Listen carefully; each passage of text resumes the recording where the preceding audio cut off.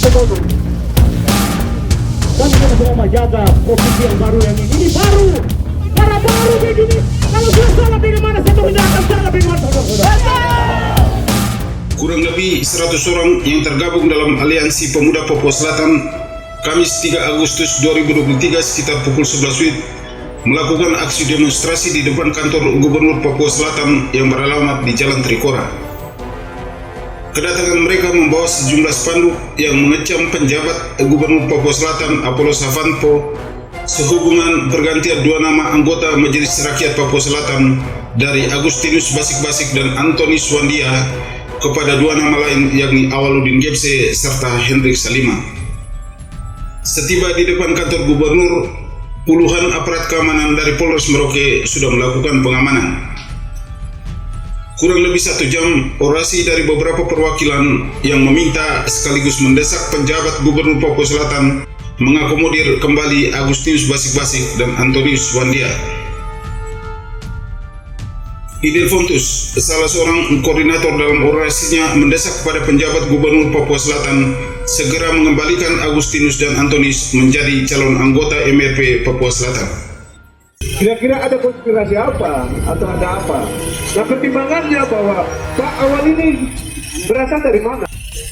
Dan juga kepada Pak Hendrik Salima, ini juga berasal dari mana?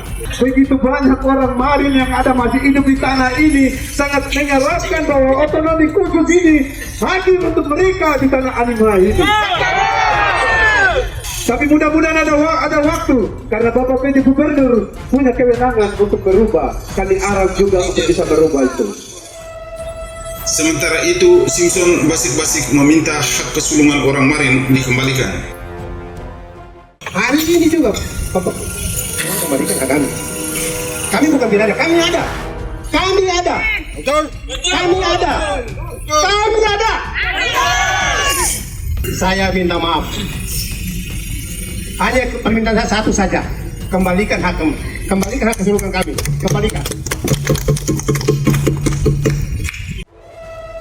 Menanggapi itu, penjabat Gubernur Papua Selatan Apollo Savanpo menegaskan perwakilan anggota MRP baik dari utusan agama, adat maupun perempuan tak ada perubahan.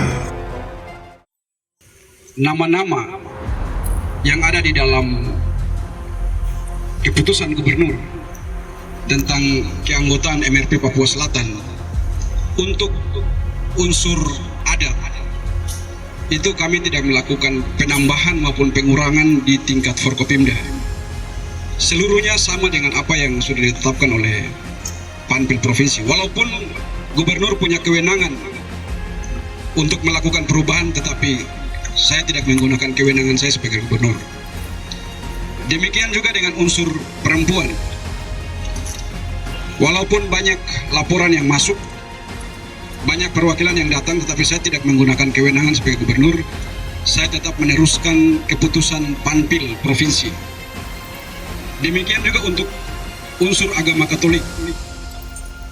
Karena kita sudah sepakat bahwa kewenangan untuk menentukan nama-nama ada pada Keuskupan, yang mana telah membentuk kepanitiaan melalui Komisi Kerawam, dan nama-nama yang sudah dimusyawarahkan dan sudah diputuskan oleh gereja, itu yang kami tetapkan. Tidak ada satupun yang saya rubah, karena saya takut di dalam keputusan gereja yang ditandatangani oleh uskup dan pastor-pastor itu ada kuasa tabisan yang saya tidak bisa lewat. Demikian juga untuk perwakilan agama Protestan. Ada musyawarah yang sudah dilakukan oleh ketua sinode dan ketua-ketua klasis, 15 ketua klasis, yang sudah diputuskan dalam musyawarah, dan saya tidak bisa melawan kuasa tabisan. Walaupun saya punya kewenangan untuk mengganti, tetapi kita ini manusia berdosa. Jadi saya tidak berani lawan keputusan gereja, baik keputusan sinodal maupun keputusan konsili.